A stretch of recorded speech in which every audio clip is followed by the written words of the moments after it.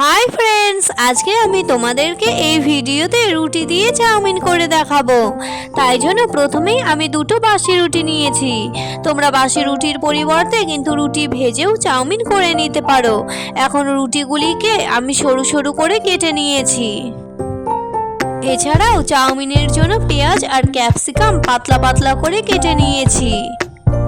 তারপর কড়াতে 1.5 চামচ সাদা তেল গরম করে প্রথমেই ডিম দিয়ে দিচ্ছি ভাজার জন্য।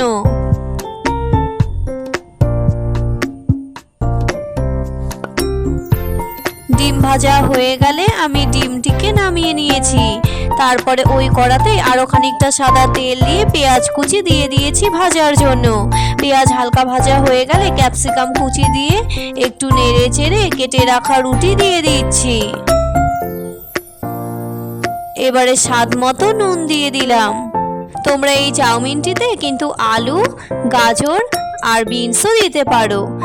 এবারে আমি ম্যাগি মশলা দিয়ে দিচ্ছি আর তার সাথে দিচ্ছি কিছুটা পরিমাণে টমেটো কেচাপ। এবারে ভালো করে নেড়ে চেড়ে সব কিছুর সাথে মিশিয়ে নিয়ে ভেজে রাখা ডিম দিয়ে দিচ্ছি। একটু নেড়ে চেড়ে সব শেষে ঝালের জন্য একটি চেরা কাঁচা লঙ্কা দিয়ে নেড়ে চেড়ে নামিয়ে নিয়েছি রুটির চাউমিন।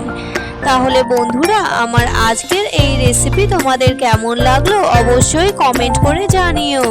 ভালো লাগলে লাইক আর শেয়ার করতে কিন্তু ভুলে যেও না। আজকের মতো এই পর্যন্তই। আসছি, টাটা।